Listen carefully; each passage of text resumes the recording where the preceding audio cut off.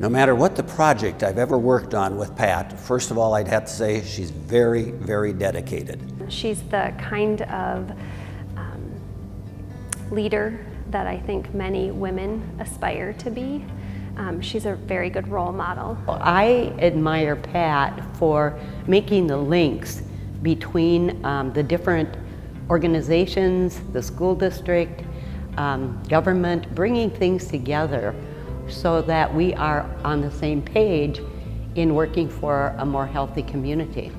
For me, education was like, it opened windows, it opened doors, and the older I got, I just was really sort of lit a fire. It was like, you know, this was really important.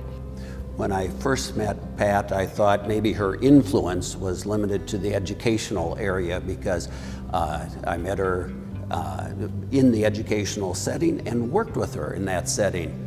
But I've come to realize that it goes far beyond that, and that her caring for the community, her selflessness as she goes about working with the community is paramount to her.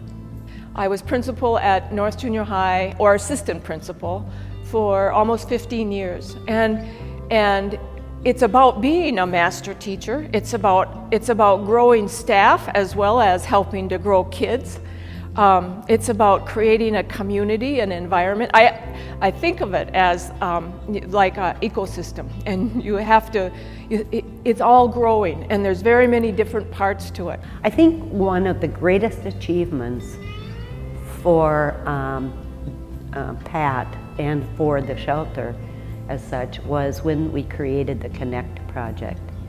And the Connect project was broad, and it was called Building a Healthy Relationship Community.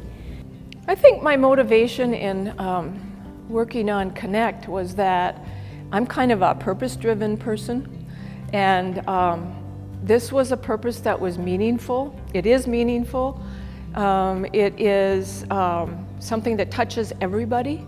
It is something that is fundamental in a community, and we had the capacity to make a difference. She was able to be of assistance in so many areas of civic engagement, community improvement, and educational endeavors that she's been sought out by many different folks or organizations or entities, and she's established a credibility as not only a hard worker, but someone very savvy at figuring out how to approach social problems. I thought when she retired that she would kind of melt into the background in terms of contributions to families, and I think the exact opposite has happened.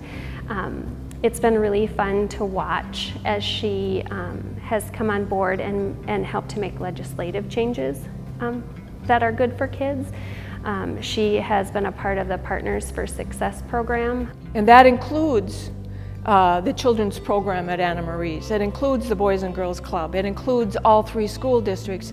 And it's about a region, not a community or not a school district, but school district and community and a region coming together to say, when kids succeed, our community succeeds.